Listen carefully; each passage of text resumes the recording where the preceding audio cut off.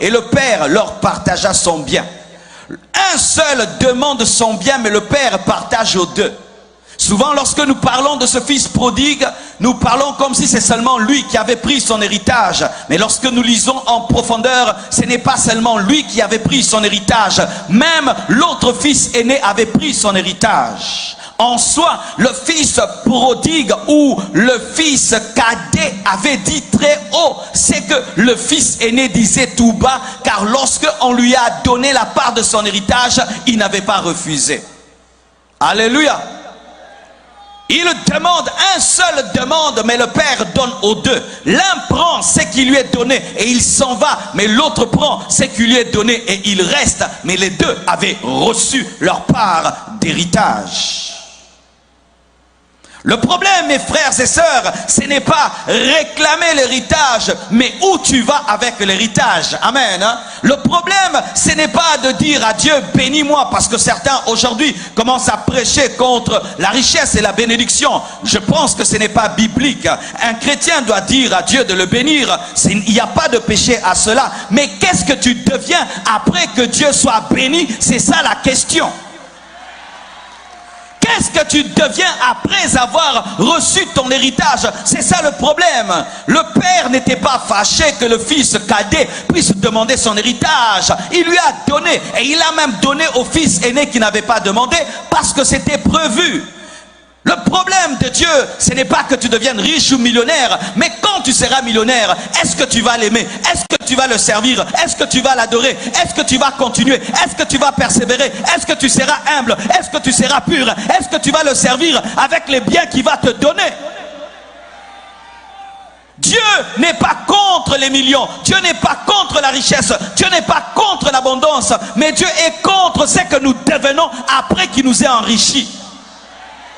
Des chrétiens satisfaits, des chrétiens orgueilleux, des chrétiens snobs. Il y a des chrétiens, quand Dieu les bénit, ils commencent à regarder les autres comme s'ils se sentaient mauvais. Quand Dieu les bénit, ils ne veulent même pas dire qu'ils étaient pauvres. Non, ils effacent l'histoire de la pauvreté. Alors que Dieu te dit, prends ton lit et marche. Et même si tu marches, prends le lit afin que tu te souviennes que tu étais paralytique. De sorte que lorsque l'orgueil vient, tu puisses te souvenir que tu étais un paralytique. Donne-moi un amen que je prêche. Donne-moi un amen que je prêche. Comment Dieu peut demander à un paralytique de prendre son lit de la paralysie et l'amener? C'est pour qu'il se souvienne de son histoire, de son passé, qu'il manquait, qu'il n'avait pas, et qu'il puisse donner gloire à Dieu. C'est pourquoi lorsque Israël devait posséder Canaan, Dieu lui a dit, quand tu auras le lait et le miel, n'oublie pas l'Éternel. N'oubliez pas l'Éternel. N'oubliez pas l'Éternel dans la bénédiction. N'abandonnez pas l'Éternel dans la bénédiction. N'abandonnez pas l'Éternel dans l'élévation. N'abandonnez pas Jésus quand il vous élève. Alléluia. Et le plus jeune est parti. La Bible nous dit au verset 13, peu de jours après, le plus jeune fils, ayant tout ramassé, parti pour un pays éloigné où il dissipa son bien en vivant dans la débauche. Ce fils aimait les biens de son père plus que le père. Il aimait l'héritage du père plus que le père. Et il y a beaucoup de gens qui sont comme ça. Ils aiment les choses que Dieu donne plus que Dieu lui-même. Ils aiment la bénédiction de Dieu plus que le bénisseur. Ils aiment la guérison plus que le guérisseur. Ils aiment l'élévation plus que celui qui élève. Et ils se servent de Dieu comme un fétiche. Quand il a déjà eu la solution à son problème, bye bye Jésus. Bye bye Jésus. C'est pourquoi Dieu ne te touche pas. C'est pourquoi Dieu ne t'élève pas. C'est pourquoi Dieu ne te bénit pas. Parce qu'il a déjà lu dans ton cœur que tu aimes son héritage plus que lui. Dieu n'est pas un féticheur. Dieu n'est pas un marabout où tu viens à lui, tu prends et tu l'oublies. Non, Dieu veut te garder, demeurer dans ta vie, dans la bénédiction. Pourquoi? Il doit être ta première bénédiction avant la bénédiction. Ma première bénédiction n'est pas ma voiture. Ma première bénédiction n'est pas ma maison. Ma première bénédiction, c'est la présence de Dieu. C'est Dieu en moi. C'est ça ma première bénédiction. Et au nom de rien au monde, je peux abandonner Dieu pour des millions, pour des milliards, pour des voitures, pour des maisons. Jamais de la vie. Peu de jours après, il prit tout. Un immature. On précise le plus jeune, l'immaturité. Les personnes immatures, lorsqu'elles reçoivent une chose de la source, elles pensent avoir tout pris de la source. Vous voyez, dans la Bible, on nous parle de 10 lépreux. Et tous les 10 lépreux sont guéris. 9 s'en vont et un revient. Pourquoi? Les 9 étaient des immatures. Ils pensaient que Jésus-Christ n'avait que la guérison à offrir alors qu'il avait le salut aussi à donner. Et il y a des gens, si Dieu lui donne une chose, ils pensent que c'est le tout de Dieu, alors que ce ne sont que les miettes qui sont tombées de la table de Dieu. Alléluia. Certains, si seulement Dieu lui donne le mariage, il ne va plus prier. Si Dieu lui donne un enfant, il ne va plus prier. Si Dieu lui donne l'onction, il ne va plus prier, il ne va plus chercher Dieu. Pourquoi? Parce qu'il pense que Dieu ne donne qu'une seule chose, alors que Dieu est multisystème. Je dis multisystème, multisystème. Il a tellement de choses à faire et c'est impossible que tu puisses épuiser sa provision. Immatures, souvent, les immatures pensent que lorsqu'ils reçoivent une chose, ils ont tout reçu. Et il est allé où? Il est allé vivre dans la débauche. Mes frères et sœurs, ne recherchez jamais la bénédiction quand vous êtes des bébés spirituels. Ne cherchez jamais des grandes choses quand vous êtes des bébés spirituels. Ces grandes choses vont vous détruire. C'est pourquoi j'aimerais dire à tous ceux qui prêchent la prospérité, préparez d'abord les gens à être bénis avant qu'ils soient bénis, de peur que la bénédiction les détruise. Tu prends un revolver, tu donnes à un enfant, au lieu de protéger la famille, il va tuer les gens. Pareil aussi avec la bénédiction. Certains ici, vous demandez à Dieu l'onction, la puissance, mais Dieu ne vous donne pas. Pourquoi? Vous êtes des immatures. Tu vas utiliser l'onction de Dieu contre Dieu lui-même. Tu vas utiliser la bénédiction de Dieu contre Dieu lui-même. Et lorsque lui, il reçoit la richesse, il pense à quoi? Aux femmes, impudicité, débauche. Donc, il cherchait l'argent pour coucher avec les femmes. Pourquoi tu veux l'argent? Pourquoi tu veux des grandes choses? Pour coucher avec les femmes. Son père a travaillé des années pour avoir cette richesse. Et lui, il a l'argent. Il pense à quoi? À des prostituées. Il ne pense même pas se marier. Il pense à des prostituées. Et il y a des gens ici. Tout votre argent va où? Chez les prostituées. Chez des prostituées. Chez des prostituées. Comment tu peux travailler pendant 30 jours quand tu as ton salaire directement? Tu vas chez les prostituées. Tu es un immature. Tu es un insensé. Ta tête ne fonctionne pas bien.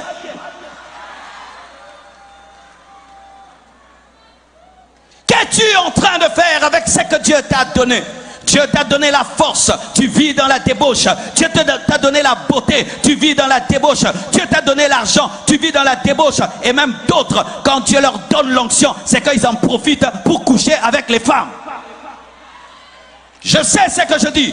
Tout homme de Dieu ici qui utilise l'onction afin de dominer les femmes pour coucher avec eux, tu perdras l'onction, tu perdras l'onction, tu perdras l'onction. Quand tu utilises l'onction pour envoûter les femmes et coucher avec elles, ton onction te quittera. Dieu m'a dit enlève tes vêtements. Dieu m'a dit je vais te oindre.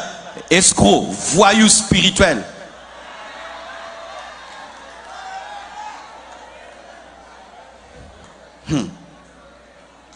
Donne-moi l'amen.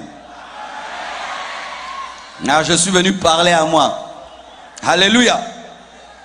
Il vit dans la débauche. Et la Bible nous dit quoi? Il alla dans un pays éloigné, dans un pays de païens. Il alla loin de Dieu. Il alla loin de son Père pour vivre dans le péché. Un manque de sagesse, un manque de vision. Quand tu n'as pas de grande vision, tu dissiperas tout ce que Dieu te donnera. Quand tu n'as pas un grand rêve, tu dissiperas tout ce que Dieu te donnera. Un homme de Dieu a dit, le péché commence lorsqu'on perd la vision. Quand seulement tu perds la vision, tu vas perdre la discipline. C'est lorsque vous remarquez un grand footballeur qui était champion du monde, lorsque seulement il n'a plus le rêve d'être un champion, il commence à grossir, il commence à se droguer. Pourquoi? Il n'a plus de vision. As-tu un rêve? As-tu une vision? Une vision pour Dieu, une vision pour ta nation, une grande vision. Ne demandez jamais la bénédiction de Dieu sans avoir un grand rêve. Cette bénédiction vous détruira. Vous n'en ferez rien et absolument rien. Et la Bible nous dit que lorsqu'il eut tout dépensé, une grande famine survint dans ce pays et il commença à se trouver dans le besoin. Et il alla se mettre au service d'un des habitants du pays qui l'envoya dans ses champs garder les cochons. Il aurait bien voulu se rassasier des carouges que manger les pourceaux, mais personne ne lui en donnait. Sachez mes frères que tout est éphémère. Seul Dieu est éternel. Tout passera. Les maisons passeront. Nos nations passeront. Nos politiques passeront. Nos églises passeront. Nos ministères passeront. Nos mariages passeront. Tout passera. Mais une seule chose ne passera pas. La parole de Dieu. La parole de Dieu. La parole de Dieu. Tout est éphémère. Tout est éphémère. Quand tu lis la Bible au sujet de la résurrection de Lazare, Lazare est ressuscité par Jésus-Christ, mais après il a fini par mourir, car même le miracle est éphémère. Oui, mes frères, on nous parle de la première mort de Lazare, mais il y a aussi la seconde mort qui n'est pas écrite dans la Bible, mais après être ressuscité, il était mort aussi après des années de vieillesse. Une seule chose demeure, il a reçu l'héritage du Père et il est allé, il a dissipé et puis il n'avait plus rien. Il avait oublié qu'il avait pris des choses qui partent, mais son Père est éternel. Lorsque tu t'attaches aux choses de ce monde, mon frère, tu es un idolâtre, un matérialiste. Car sachez, même si vous amassez tout et tout et tout sur la terre, un jour la mort peut frapper et vous perdrez tout. D'ailleurs, vous connaissez cela. Lorsqu'il y a eu tremblement de terre, certains avaient des châteaux, des maisons de 3 étages et de 4 étages. Certains avaient des petites maisons, mais le tremblement de terre n'a pas tenu compte de la grande maison et de la petite maison. S'il y a des gens qui ne doivent même pas s'attacher aux biens de ce monde, vous êtes mieux placés parce que vous savez comment en un seul jour, en une seconde, quelque chose de grand peut disparaître. Vous pouvez même me prêcher, me dire, pasteur, les maisons sont rien, les voitures sont rien. Vous pouvez vous mettre ici et me le dire. Mais c'est dommage, malgré tout ce qui est arrivé, vous n'avez pas compris que tout est passager. Tout passera un jour, tout passera, tout disparaîtra. Ce monde que vous regardez, ce ciel que vous voyez, cette terre un jour sera roulée, sera détruite, anéantie. Et comment pouvez-vous abandonner Christ, abandonner Dieu pour les choses éphémères, pour les choses qui passent, pour le dollar, pour des voitures, pour des maisons? Comment pouvez-vous aller auprès du diable rien que pour avoir des choses éphémères?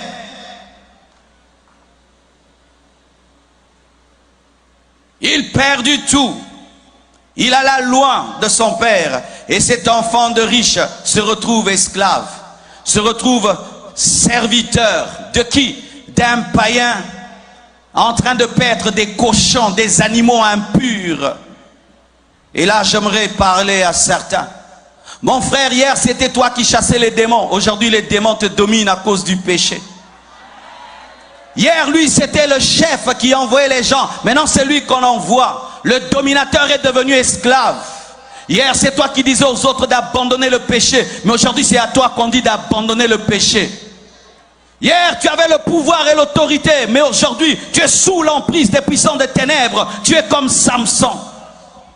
Samson tuait ses ennemis, contrôlait ses ennemis, déchirait des lions. Mais un jour, on lui a rasé les cheveux. Et ce même Samson, on pouvait l'amadouer, on pouvait le maîtriser et l'utiliser comme un serviteur.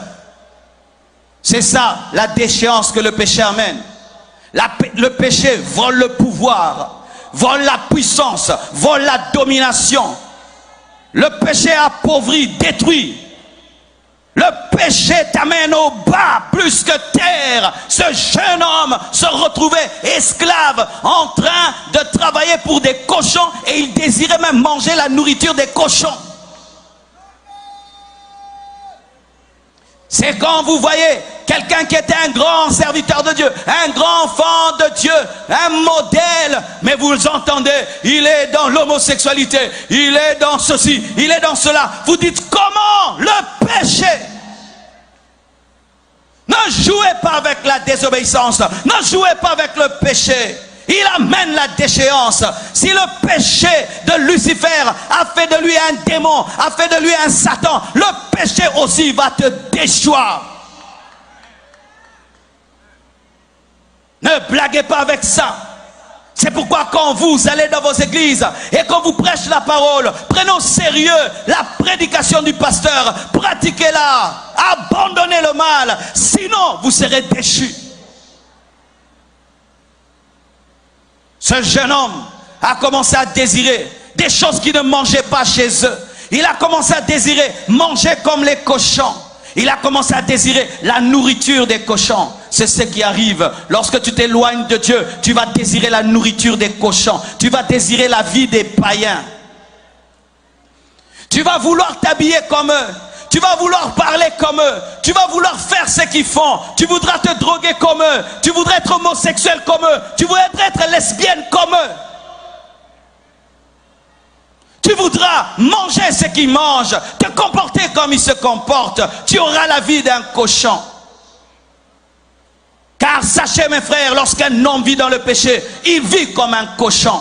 Tu peux laver le cochon comme tu veux, il retournera toujours dans la boue. Lorsque Dieu te regarde et tu n'as pas donné ta vie à Jésus, tu es comme un cochon parce que tu te plais au vice, au mal qu'à la justice. Et ce jeune homme a commencé à désirer manger la nourriture de cochon, mais personne ne lui donnait. Imaginez à quel point il était déchu. Il a quitté un palais et se retrouve dans la boue. Il a quitté la maison du père, il se retrouve dans la maison des cochons. Il a quitté des veaux gras et il commence à désirer les carouches des cochons. Il n'y a pas quelqu'un dans la vie qui soit aussi malheureux qu'un rétrograde. Un homme qui a goûté à Dieu et qui l'a abandonné est plus malheureux qu'un païen. Un homme qui un jour a goûté à la sainteté, à la communion du Saint-Esprit est plus triste qu'un païen qui n'a jamais goûté Dieu. Tu peux faire semblant comme tu veux. Une fois que tu as goûté Dieu, tu sais que la vie que tu mènes n'est pas une vie.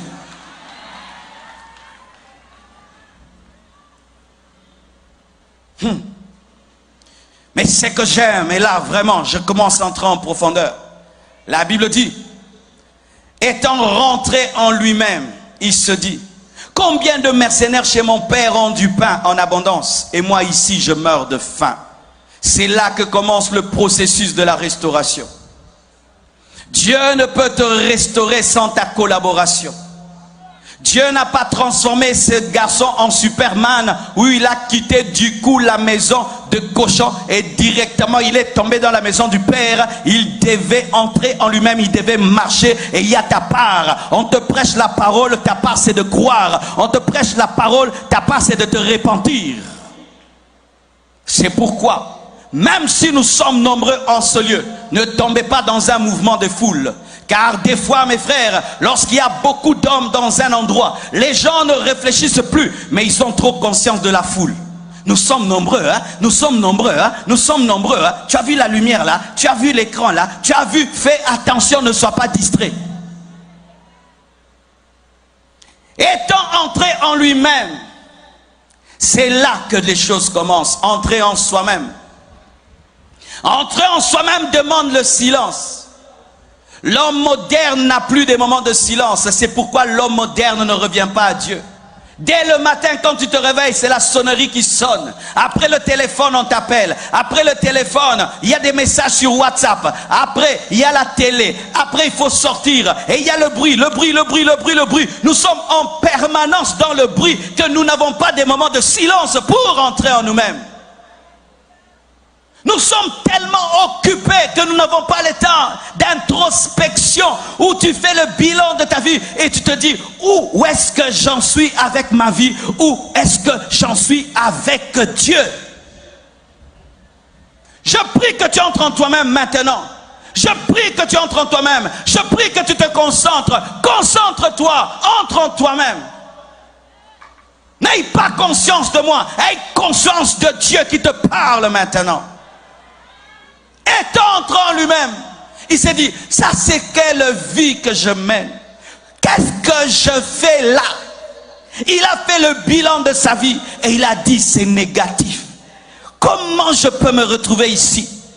Chez mon père, il y a des mercenaires qui sont même moins que les serviteurs, car les mercenaires travaillent pour le père et on leur donne l'argent, mais les serviteurs restaient dans la maison du père. Il dit les mercenaires qui sont moins que les serviteurs mangent mieux que moi. Qu'est-ce que je fais là? Qu'est-ce que tu fais là? Qu'est-ce que tu fais là? Où? Que fais-tu? Quelle est ta vie? Quel est le bilan de ta vie? Si tu meurs maintenant, où iras-tu?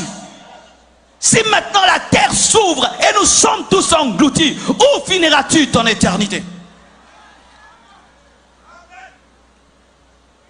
Qu'est-ce que je fais là? Il est entré en lui-même. Alors qu'il y avait le bruit des cochons. Et vous savez que les cochons font beaucoup de bruit.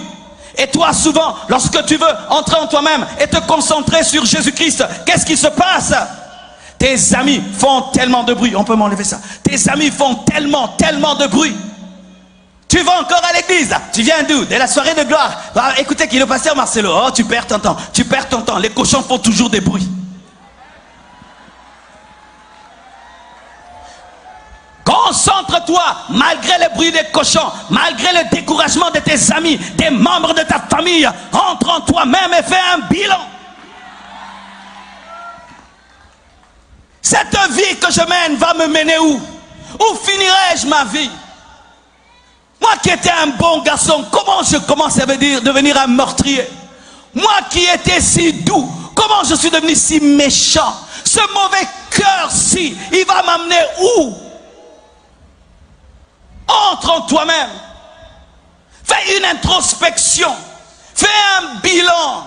C'est alors que Dieu te parlera. Médite. Quand on dit méditer, nous pensons souvent que méditer c'est prendre la Bible et commencer à lire. Non, méditer ce n'est pas ça. Méditer c'est ruminer la parole et réfléchir sur la parole même si tu n'as pas la parole.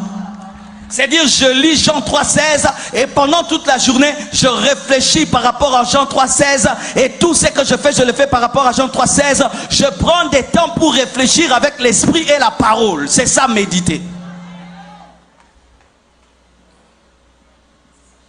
Il y a des gens qui n'aiment jamais entrer en eux-mêmes. Pourquoi? Parce qu'ils n'aiment pas se rencontrer eux-mêmes. Je veux répéter ça. Il y a des gens qui n'aiment jamais entrer en eux-mêmes parce qu'ils n'aiment jamais se rencontrer eux-mêmes. Ils ont une telle mauvaise vie et une conscience tellement chargée qu'ils sont tout le temps en train de se battre pour ne jamais être conscients de ce qu'ils sont. Ils s'enivrent, ils boivent, tout le temps ils sont agités, ils parlent beaucoup. Et tu penses qu'ils parlent beaucoup parce qu'ils veulent parler beaucoup, mais pour ne pas entendre sa voix intérieure. C'est pourquoi il dérange là dans la foule, il cause. Tu sais pourquoi il cause? Il cause parce qu'il ne veut pas entendre, parce que sa conscience le dérange, c'est pourquoi il te dérange.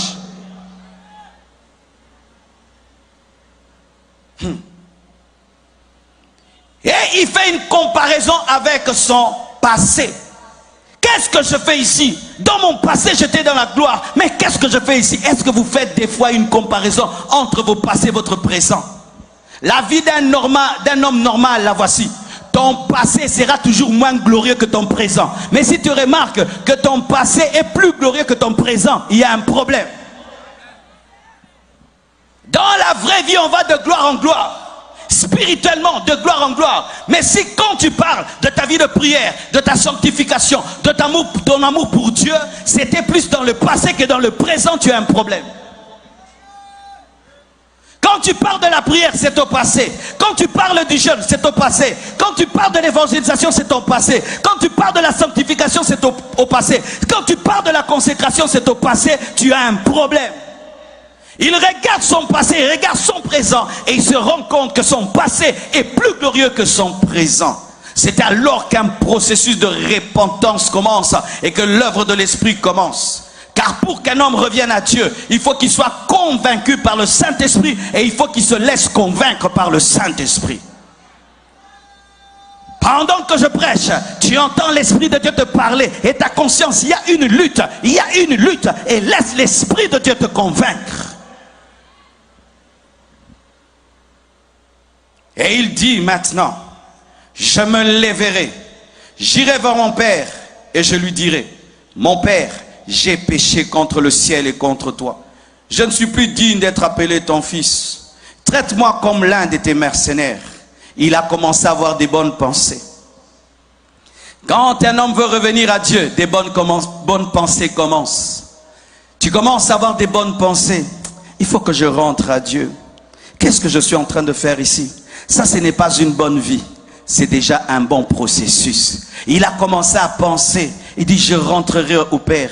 Je lui dirai, j'ai péché contre Dieu, j'ai péché contre toi, je ne suis plus digne. C'était des pensées, pas encore des actions, des pensées.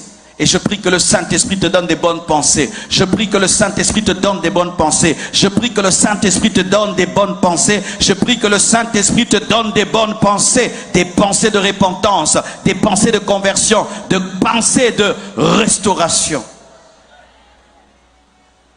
Il dit, je m'en irai, je reviendrai. Et il a pris une décision. Dieu ne peut pas te prendre de force et t'amener au ciel. Sinon, tu seras emprisonné au ciel. Le ciel, c'est le ciel de personnes libres. Il y a des gens qui disent, comment Dieu est tellement bon et il envoie des créatures en enfer. Dieu n'envoie personne en enfer. Ce sont les hommes qui ont choisi d'aller en enfer. Dieu n'a créé aucun homme pour aller en enfer.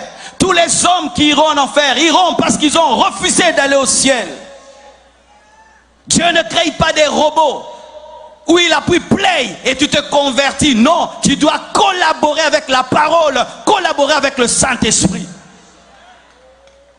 Je suis chrétien parce que je l'ai accepté. J'ai ouvert mon cœur lorsqu'il a frappé à ma porte. Mais s'il avait frappé et j'avais refusé, je serais aujourd'hui toujours dans le monde. Car j'entends des gens qui disent, Seigneur, si tu veux, change-moi. Oui, il veut déjà te changer, mais toi, tu dois accepter. Tu dois ouvrir ton cœur. Tu dois être disponible. Je rentrerai, je retournerai, je rentrerai, je retournerai. Une bonne pensée, une bonne méditation engendre des bonnes décisions. Il a connu la résurrection de la conscience. Dites résurrection de la conscience. Il y a des personnes qui ont des consciences mortes. Comment tu peux tuer 20 personnes, tu as la paix. Et tu dors. Comment tu peux ensorceler quelqu'un et puis il meurt et tu sais que c'est toi qui as fait l'occultisme contre lui et il est mort et tu as la paix. Comment tu peux empoisonner quelqu'un et il tombe malade, il souffre pendant une année et tu manges, tu as la joie. Comment tu peux avoir une telle conscience? Comment tu peux voler le mari d'autrui et tu sais que sa femme s'est suicidée à cause de cela et toi tu as la joie? Tu as quelle conscience? Comment tu peux sortir avec un homme, toi tu es un homme, tu deviens la femme d'un homme, sale comme ça, pouah! Comment toi, un homme, tu deviens la femme d'un homme?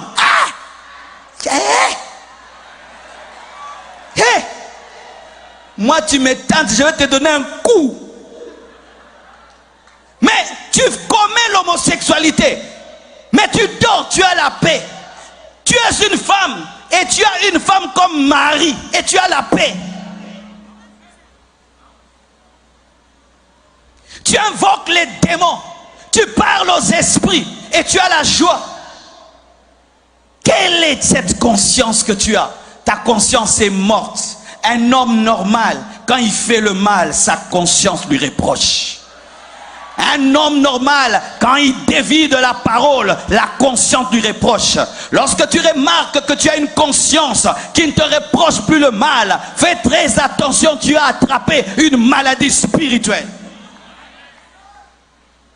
Lorsque nous lisons l'histoire de David, David a voulu seulement couper le pan de la robe de Saoul. Quand seulement il a touché et il a coupé, il a commencé à trembler. Il n'avait pas touché sa peau, il n'avait pas touché son sang, rien que le vêtement. Il a tremblé. Pourquoi? Il avait une conscience. Quelle est la dernière fois que tu as pleuré parce que tu as péché? Quelle est la dernière fois que tu as pleuré parce que tu as fait du mal à quelqu'un? Quelle est la dernière fois que tu as pleuré parce que tu as blessé le cœur de Dieu? Quelle est la dernière fois où tu t'es reproché d'avoir blessé quelqu'un et tu as présenté des excuses? Quelle est la dernière fois où tu as perdu ta joie parce que tu as fait le mal? Lorsque dans une nation, les gens n'ont plus de conscience, cette nation sera détruite. Ils verront les autres souffrir et souffrir et souffrir. Ça ne leur dira rien. Parce que quand ta conscience est flétrie, la souffrance des autres ne te fera rien du tout. Que Dieu ressuscite la conscience de l'Haïti. Que Dieu ressuscite vos consciences. Que Dieu ressuscite vos consciences. Ou quand je fais du mal à mon frère, j'ai mal, je n'ai pas la paix, je ne dors pas. Pourquoi j'ai mal? Il y a une jeune fille dans notre église qui avait troublé mon cœur. Le jour qu'on a fait la Sainte Seine, j'ai remarqué qu'elle n'avait pas pris la Sainte Seine. Alors qu'elle était une grande servante de Dieu dans l'église. Et je l'ai appelée Stéphanie. Pourquoi tu n'as pas pris la Sainte Seine? Elle va me dire, pasteur, je ne suis pas en ordre avec Dieu, j'ai péché. Je savais que c'était une femme pure. Une jeune fille vierge. Je dis, toi, c'est quel péché que tu as commis qui t'empêche de prendre la Sainte Seine? Écoutez ce qu'elle me dit. Il dit, on a eu un problème à la maison, il n'y avait pas d'argent. Alors les parents n'avaient pas payé l'eau ou l'électricité. Alors les parents n'avaient pas les moyens. Et lorsque les agents de la régie des eaux, la régie, l'entreprise qui gère l'eau, est venue, ils ont frappé à la porte et puis ils m'ont dit si mes parents étaient là. Et j'ai dit que les parents n'étaient pas là parce que je savais qu'ils n'allaient pas payer l'eau. Alors j'avais menti. C'est pourquoi je ne peux pas prendre la Sainte Seine parce que j'ai menti. Si c'était toi. Qu'est-ce que j'ai dit de grave? Tout le monde ment ici-bas. Même les pasteurs mentent. Tout le monde ment. Tout le monde, même les papes. Tout le monde ment. J'allais trouver des excuses. Mais elle refuse de prendre la Sainte Seine parce qu'elle a menti. Mais toi, tu gagnes ta vie en mentant. Tout ton argent, c'est les mensonges. Le jour que tu arrêtes de mentir, tu n'auras plus l'argent. Vrai ou faux?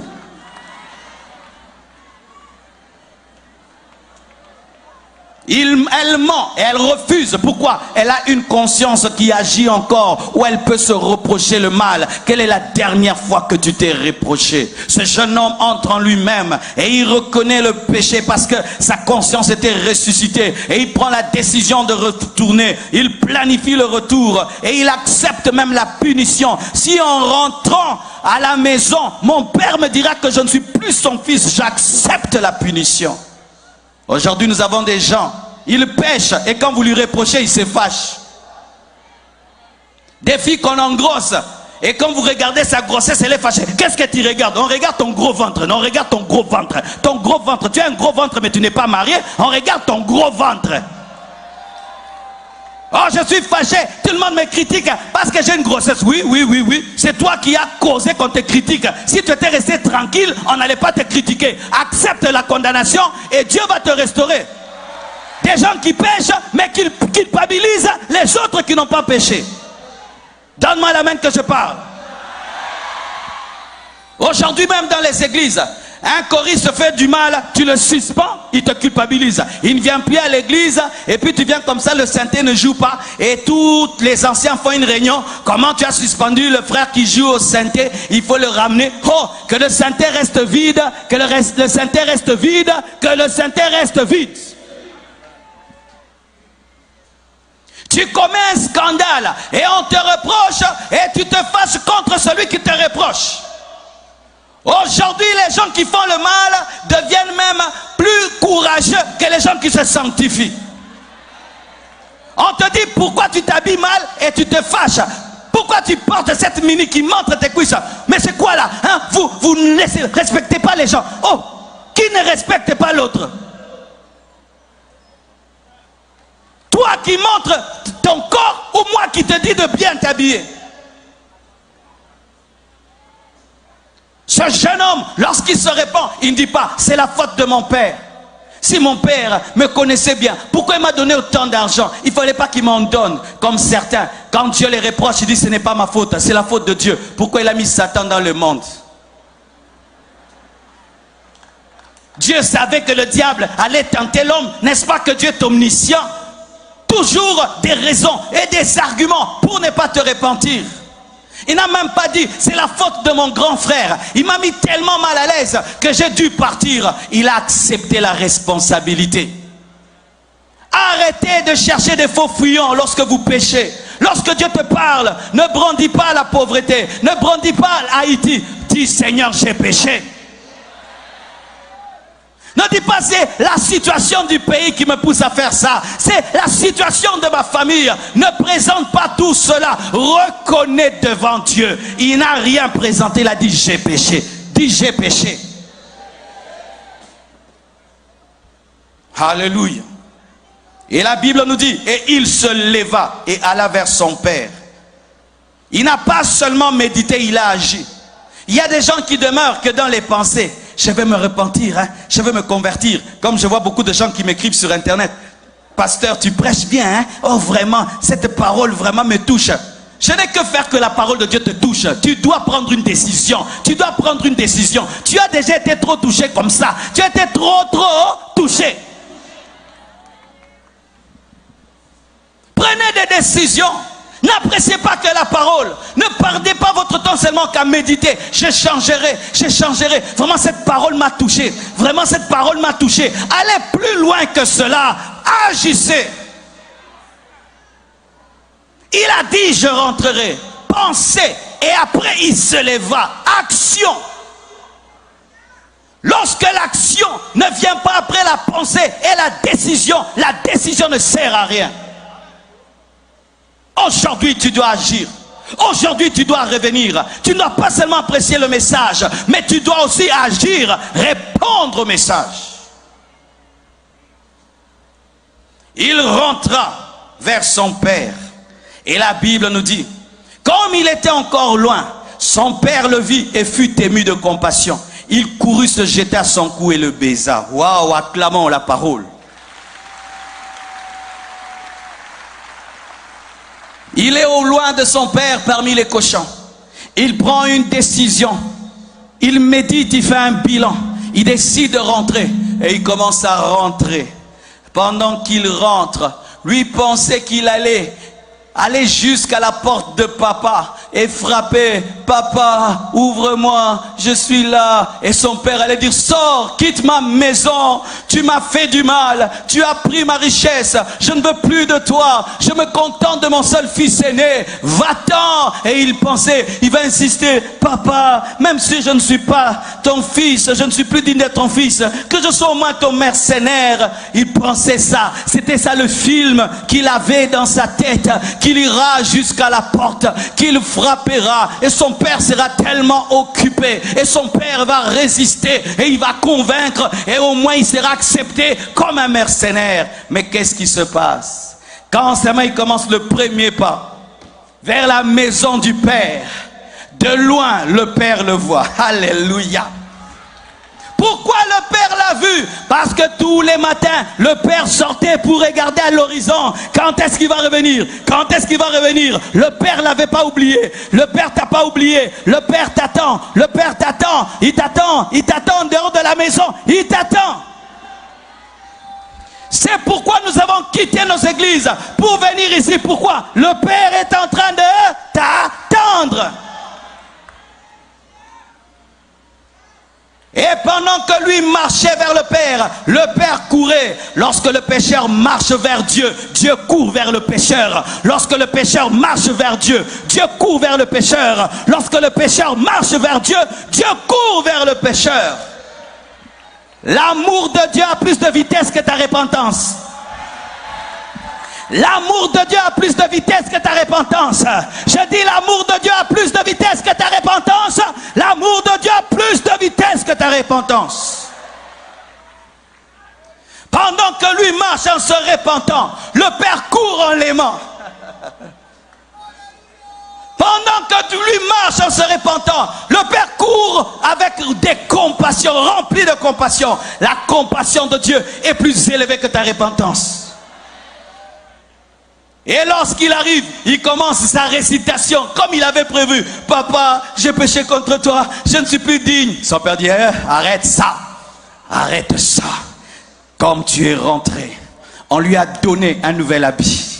On lui a donné une nouvelle bague. On lui a donné des nouvelles chaussures. On a organisé une fête pour lui. Un veau gras a été tué pour lui. Dites grâce. La grâce te justifie et te donne un vêtement que tu ne mérites pas et que tu n'as pas lavé. Alléluia.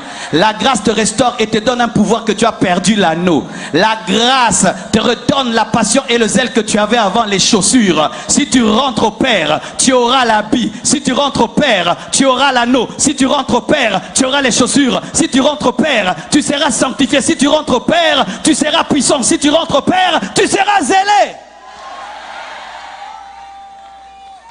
Oh, j'aimerais parler à quelqu'un. Il y a quelqu'un ici hier, tu as opéré dans la puissance, aujourd'hui il n'y a plus de puissance. Hier, tu as été dans la sainteté, aujourd'hui tu as perdu la sainteté. Hier, tu étais zélé pour l'évangile, aujourd'hui tu ne l'es plus. Sache ceci, que les pourceaux n'enlèvent pas les épaules, les pourceaux n'enlèvent pas le doigt, les pourceaux n'enlèvent pas les pieds. Et si malgré les pourceaux tu reviens avec les épaules, donc tu peux encore porter un autre habit. Et si les pourceaux n'ont pas enlevé les doigts, donc tu peux porter encore un autre anneau. Et si les pourceaux n'ont pas enlevé les pieds, donc tu peux porter encore les chaussures. Qu'est-ce que je veux dire? Si tu as aimé, tu peux encore aimer. Si tu t'es sanctifié, tu peux encore te sanctifier. Si tu as craint Dieu, tu peux encore le craindre. Parce que tant qu'il y a la vie et de l'espoir, un homme vivant, un chien vivant est plus qu'un lion mort. Qu'est-ce que le diable fait souvent? Quand il te montre ta vie passée, comment tu priais, il te dit tu ne peux plus y arriver, tu ne peux plus y arriver. Les épaules sont toujours là. Je n'ai pas encore porté un autre habit. Quand il te montre le niveau de la sainteté que tu avais atteint un niveau de ta vie, il te dit tu ne peux plus y arriver. Non, les épaules là pour porter encore un autre habit. Quand il te montre le niveau du pouvoir et de l'autorité que tu avais en Dieu, il te dit tu ne peux pas. Non, il y a encore le doigt pour porter l'anneau. Il te montre comment tu étais zélé. Tous les jours, tu gagnais les âmes. Aujourd'hui, tu ne gagnes plus les âmes. Il te montre comment tu as encore les pieds pour porter les souliers. Tu peux ressusciter. Je dis, tu peux ressusciter. Tu peux ressusciter. Je dis, tu peux ressusciter. Lorsque Delilah coupe les cheveux de Samson, elle n'a pas enlevé les chaînes qui donnent les cheveux. On t'a rasé, mais tu as la capacité d'avoir une seconde chevelure. On peut te raser, mais tu peux encore avoir une seconde chevelure. Rentre à Dieu. Ne permets pas au diable de te remplir de culpabilité. La culpabilité est bonne pendant un temps. Pendant un temps, je me culpabilise. J'ai péché. Mais je ne dois pas rester dans la culpabilité. Je dois évoluer dans la repentance et recevoir la grâce. Si tu demeures dans la culpabilité malgré la grâce, ce n'est pas la Bible. Là, tu es légaliste. Une fois que Dieu t'a pardonné, ne demande plus pardon. Une fois que Dieu te pardonne, ne demande plus pardon, mais reçois ce qu'il te donne. Parce que certains, lorsqu'ils rentrent dans la maison du Père, on dit, allez, donnez-lui un nouveau vêtement. Non, je ne suis pas digne. Pas le nouveau vêtement. Donnez-moi un sale vêtement. Donnez-lui l'anneau. Non, je ne suis pas digne. Donnez-lui les chaussures. Frère, arrête d'être plus saint que Dieu. Arrête d'être plus saint que Dieu. Tu es en train de te culpabiliser alors que tu t'es repenti, alors que tu as abandonné.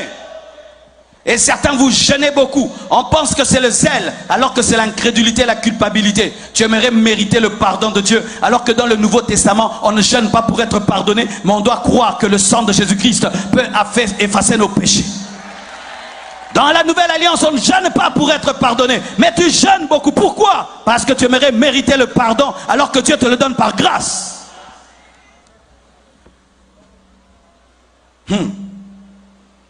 Et la Bible nous dit ceci. Parce que je vous ai parlé de deux fils perdus. Lorsque le père organise une fête et il se réjouit parce que son fils était mort, il est ressuscité, revenu à la vie.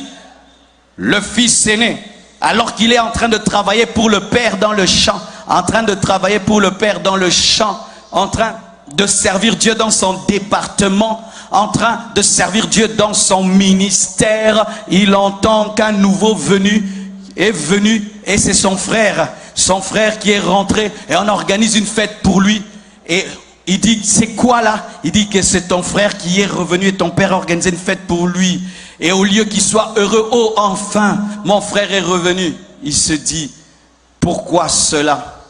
Moi j'ai toujours été là, je t'ai servi, tu ne m'as jamais rien donné pour que je fasse une fête avec qui? Avec mes amis. Ses amis étaient plus importants que son frère.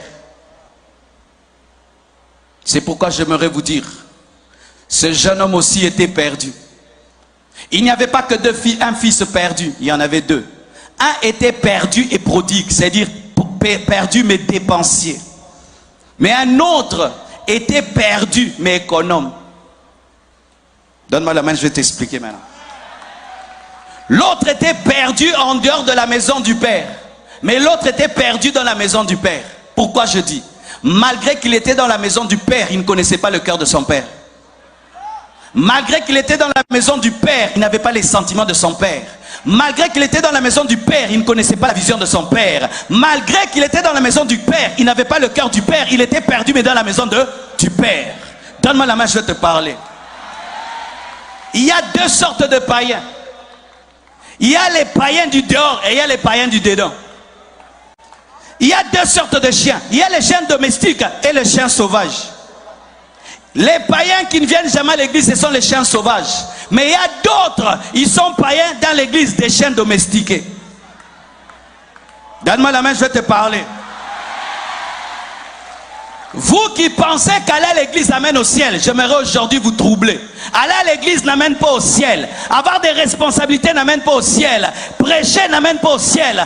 Être ancien n'amène pas au ciel. Tu peux avoir toutes ces choses et tu finis en enfer. Et Dieu te dit, je ne t'ai jamais connu. Mais tu as prophétisé en son nom. Tu as fait des miracles en son nom. Mais il te dit qu'il ne t'a jamais connu. Pourquoi? Tu n'avais pas son cœur. Donne-moi la main. Comment un fils est né? En tant que son frère est rentré, au lieu de le rechercher, il se plaint pour lui. C'était un égoïste. Il avait un mauvais cœur alors qu'il avait un père avec un bon cœur. Il avait une vision égoïste alors que son père avait une grande vision. Perdu, mais dans la maison du père. Proche, mais perdu. Proche du royaume, mais pas dans le royaume. À côté de la piscine, mais ne sachant pas nager. Il y a une piscine là où nous habitons. Personne d'entre nous ne nage. Mais elle est là. Elle est là. Nous la regardons, la piscine. Ah, piscine. Hé, hé, belle piscine. Nous prenons même les photos. Personne ne tombe dedans. Et il y a des gens aussi qui font ça avec Jésus. Oh, le roi des rois. Le seigneur des seigneurs. Mais ils n'entrent pas dedans. Mais à l'église. Dieu est bon, hein? Dieu est saint, mais il n'entre pas dedans. Et il y a une piscine sans savoir nager, habitant à côté de l'eau, mais fouillant l'eau, mais il y a une maison à côté de l'eau. Vous les connaissez? Si tu es fils de pasteur, être fils de pasteur, ce n'est pas le signe que tu es né de nouveau. Si tu es femme de pasteur, être femme de pasteur, ce n'est pas le signe que tu es né de nouveau. Tu peux être proche, mais perdu comme le fils aîné. Dans la maison du père, mais perdu. Qu'est-ce que cela? Qu'est-ce que cela? C'est lorsque nous nous disons chrétiens, mais nous sommes dans la loi. Nous disons que nous sommes chrétiens, mais si quelqu'un monte ici, il témoigne, il dit, je rends grâce à Dieu, Jésus m'a changé, j'étais une prostituée, je suis sorti avec 50 maris. Il ne connaît pas Dieu, il ne connaît rien de Dieu, mais il est dans l'église.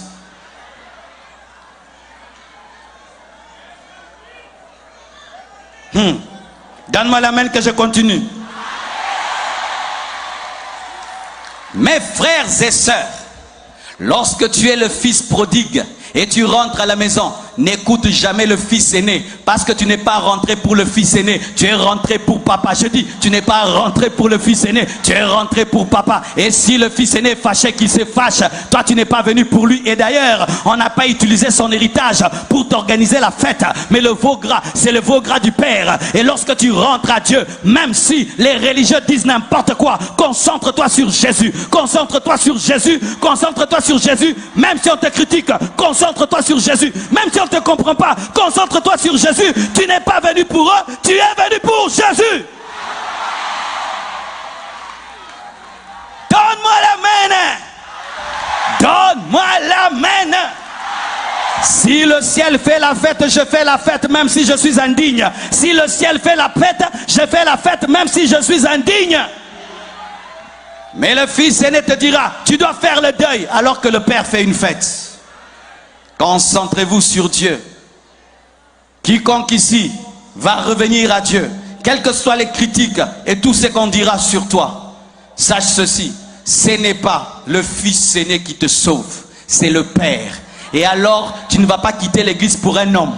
Tu ne vas pas abandonner Dieu pour quelqu'un. Et tu ne vas pas abandonner Dieu pour les critiques des hommes et les jugements des hommes, parce que les hommes ne sont pas morts pour toi à la croix, c'est Jésus qui est mort pour toi. Si tu crois en moi, ça te regarde. Tu ne crois pas, ça te regarde. Mais moi, je sais qui j'ai cru. En qui j'ai cru? Jésus-Christ de Nazareth, le chemin, la vérité et la vie.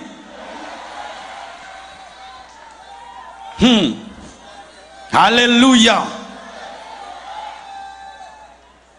Et aujourd'hui, alors que je préparais ce message, j'ai reçu cette vision. Elle me trouble jusqu'à présent, Et je prie que Dieu me révèle davantage son sens. Écoutez ce que j'ai vu aujourd'hui. J'ai vu un homme qui avait une fille. Cette fille est tombée malade dans la vision. Elle a attrapé une maladie de la peau. Cette maladie de la peau lui mettait des taches noires sur elle. Et c'était une maladie très dangereuse, très contagieuse, de sorte que si seulement tu la touches, tu attrapes cette maladie. Et on était obligé de prendre cette jeune fille que son père aimait beaucoup et qui aimait beaucoup son père. On est allé la mettre en quarantaine dans la chambre de la servante. Pendant longtemps. Dans la vision, c'est comme si, même plus de 5 ans, 6 ans, 7 ans, 8 ans, 10 ans, cette fille était restée là-bas. Et dans la vision, je voyais, la mère avait fait l'effort d'oublier l'enfant. Mais le père se souvenait tous les jours de sa fillette parce qu'il l'aimait beaucoup. Mais il avait d'autres fillettes, il avait d'autres enfants. Mais malgré la présence de ces autres enfants, son cœur était toujours vers cette fillette-là. Mais il n'y allait pas. Il n'y allait pas parce que c'était contagieux d'aller la voir.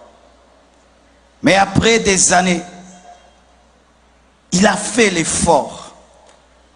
C'est comme si je sentais son cœur. C'est comme si j'étais lui. Vraiment, ça m'a beaucoup troublé. Il est allé voir sa fillette. Et sa fillette, normalement, elle devait déjà avoir la taille d'une fille de 15 ans, 16 ans, 17 ans. Mais elle était toute petite comme ça, toute petite comme ça. Pendant que les autres avaient grandi, les autres étaient des belles filles, des beaux garçons. Elle, qui l'aimait beaucoup, était toute petite comme ça, toute noire, abîmée par la maladie. Cette maladie l'avait empêché de grandir. Et il est entré dans cette chambre qui était infestée de microbes. Et dans la vision, j'ai vu cette fille petite a dit papa. Elle a regardé le père et en elle, tout avait changé, mais elle avait gardé deux choses. La voix, c'était la voix que son père connaissait, et le regard, c'était le beau regard que son père aimait. Il a pris cette petite fille qui était comme une poupée, comme une petite statue. Il a serré dans ses bras, oubliant qu'elle pouvait le contaminer. Et il avait un amour pour elle. Non, c'était trop fort. Et puis il a décidé de la prendre et de l'amener à la maison. Et dans la vision, une voix dit, elle est guérie, elle est guérie. Mais elle était toute la petite. Et puis il l'a ramenée à la maison avec ses autres enfants. Au départ, quand j'ai vu la vision, j'ai prié, mais je disais, c'est quoi que tu veux me parler? Il ne m'avait pas expliqué. Mais quand j'ai travaillé ce message, alors il m'a expliqué. Et il m'a expliqué comment il nous aime. Il a dit, je vous aime comme tu ressens là. Le péché, c'est cette maladie qui a éloigné cette fille de son père. Le péché nous éloigne de Dieu. Mais malgré que nous allons loin de lui, son amour pour nous est toujours grand. Et la servante, c'est Satan qui profite lorsque nous péchons pour nous assujettir et pour nous dominer. Lorsque nous nous livrons au péché, profite pour nous dominer quand nous sommes en quarantaine, il en profite. Mais Dieu, même si il y a des milliards de chrétiens, ne peut pas oublier un païen. C'est pourquoi la Bible dit qu'il peut laisser 99 brebis pour chercher une seule brebis. C'est pourquoi on a quitté Kinshasa, on est venu au Gonaïve. C'est pourquoi on a quitté Kinshasa. Et on est venu au Gonaïve parce qu'il y a quelqu'un que Dieu aime. Et malgré que le péché t'a détruit, il y a quelque chose en toi qui attire Dieu, son image. Tu as toujours ses yeux. Tu as toujours ses yeux. Quand il te regarde, il se voit. Quand il te regarde, tu es devenu chétif, petit, conséquence du péché. C'est ça, cet enfant chétif, les conséquences du péché. Le péché nous bloque. Mais malgré que le péché nous a détruits, Dieu, malgré ça, recherche en nous son image, parce qu'il nous a créés à son image, à sa ressemblance. Et le Père qui entre dans cette maison remplie de microbes, c'est Jésus. La parole faite chair, qui est venu dans ce monde, qui est entré dans le ventre de Marie. Pendant 30 ans, il était dans l'anonymat, dans ce monde de péché, jusqu'à ce qu'il monte à la croix et qu'il se charge de nos peines, de nos péchés et de nos fautes.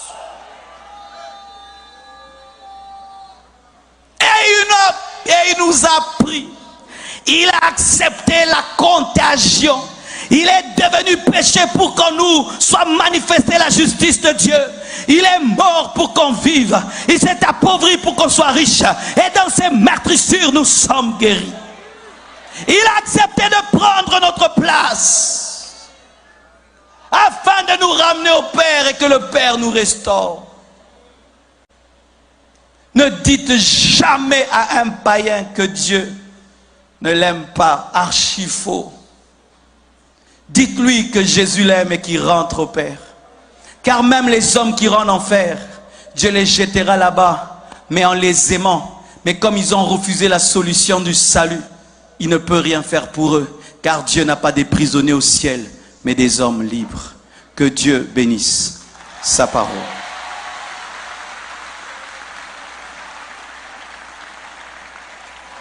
Inclinons-nous dans la prière.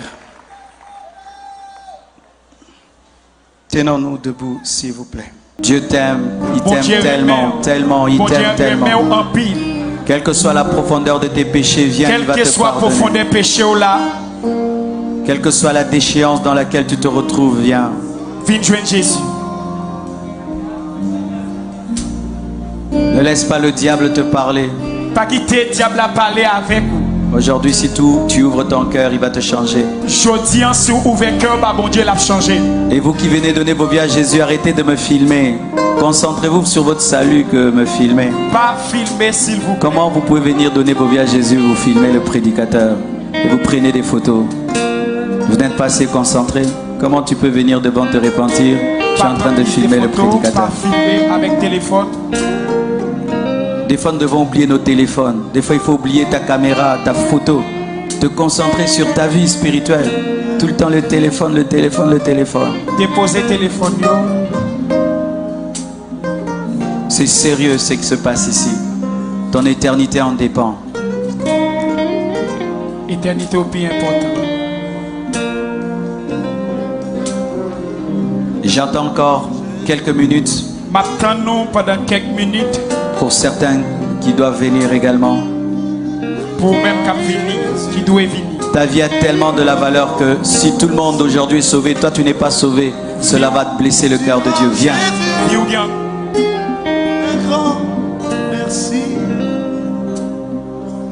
Ne résiste pas au Saint-Esprit, ne résiste pas à la parole. La voix de Dieu te parle. Laisse-toi être convaincu par le Saint-Esprit. Répands-toi de tes péchés. Ouvre ton cœur à Jésus ce soir. Ok. Levez les mains, nous allons prier. Levez les mains, nous allons prier. Seigneur Jésus. Seigneur Jésus. Ce soir, j'ai entendu ta voix. Me parler. Ou parler. M'appeler. Ou relayer. J'accepte de répondre à ta parole. Moi, accepter répondre avec parole. Je suis convaincu de mes péchés. Moi, connais mon péché. Et je te demande pardon. Moi demander au pardon. Je t'ouvre la porte de mon cœur Moi ouvrir porte cœur moi. et je te prie de me sauver. Moi demander pour sauver moi. Je te prie de me changer. Moi demander pour changer. Je te prie de me restaurer. Moi demander pour restaurer. Donne-moi une nouvelle robe. Bam yon l'autre rad. Justifie-moi. Justifiez-moi. Sanctifie-moi. Sanctifiez-moi. Pardonne-moi. Pardonnez-moi. Délivre-moi. Délivrez-moi.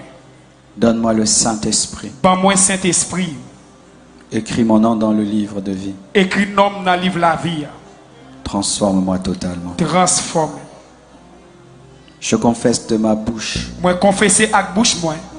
le Seigneur Jésus. Ou c'est Seigneur Jésus. Et je crois dans mon cœur Moi crois dans le cœur moi. que Dieu l'a ressuscité Jésus t'est ressuscité. d'entre les morts. Dans mi temps la mort. Je suis pardonné. Moi pardonné. Je suis justifié. Moi justifié. Je suis délivré. Moi délivré. Donne-moi la force Ban moi force de persévérer pour me persévérer jusqu'au bout jusqu'au bout. et que rien ni personne ne puisse me séparer de toi. Pas qu'à séparer ma vie. Je rentre à la maison Moi rentrer dans la caille là. et je n'en sortirai plus jamais. Moi pas jamais sortir encore. Merci Jésus. Merci Jésus. Merci Jésus. Merci Jésus. Merci Jésus. Merci Jésus. Merci Jésus. Merci Jésus. Merci Jésus. Merci Jésus. Acclamons le Seigneur très très fort. Acclamez, acclamez mon Dieu. Alléluia. Alors, on va vous donner des dépliants. Il y a des dépliants pour eux? Ok, vous allez aller derrière. On va vous aider à remplir des dépliants, prendre vos noms et puis vous allez rentrer. Laissez-vous conduire par les protocolaires. Guidez-les de l'autre côté à gauche. Nous acclamons le Seigneur pour eux.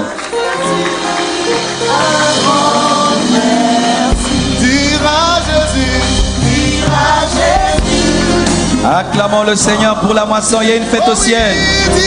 Il y a une fête au ciel. Acclamons le Seigneur. Il y a une fête au ciel ce soir. Acclamons le Seigneur. Il y a une fête au ciel.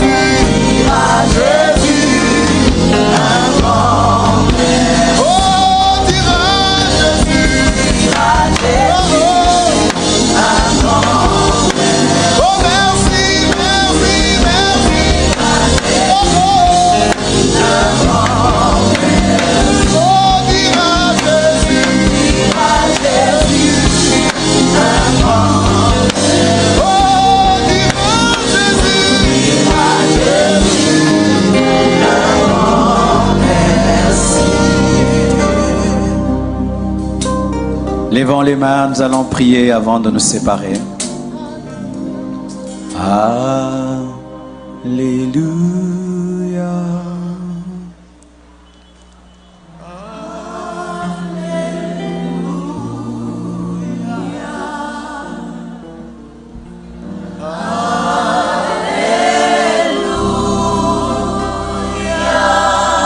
Est-ce que tout le monde peut chanter?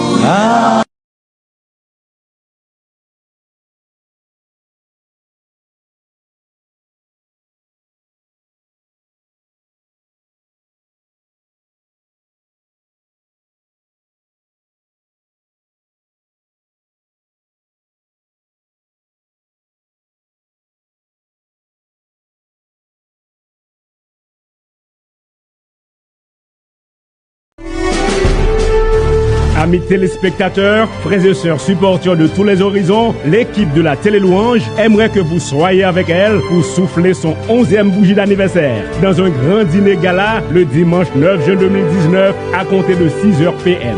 Du coup, venez pour redécouvrir en live dans une autre dimension la voix modulée, certainement captivante de Hérode Valérie.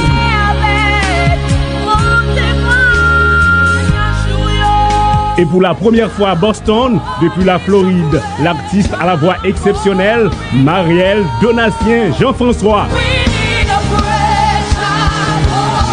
C'est pas fini encore. Le comédien Jean Laplante sera de la partie pour agrémenter la soirée. Jesus for buy one get one free. Conférence de circonstance, révérend Michel Storly, directeur général de la radio 80H. Dimanche 9 juin 2019, dès 6h PM, ce sera la fête. Une excellente soirée pour déguster les plats exquis de Diamond Catering à l'auditorium de la Nouvelle-Jérusalem, 871 North Main Street, Randolph, Massachusetts. Télé-Louange 11 ans. Waouh! Dimanche 9 juin 2019, Télé-Louange dans un moment de gloire à Dieu. Retirez vos billets avec une contribution de $70 adultes, enfants moins de 12 ans, $30, télélouange.com. Pour toutes les informations supplémentaires ou composez le 617 549 3200. La fête de Télé-Louange, c'est votre fête!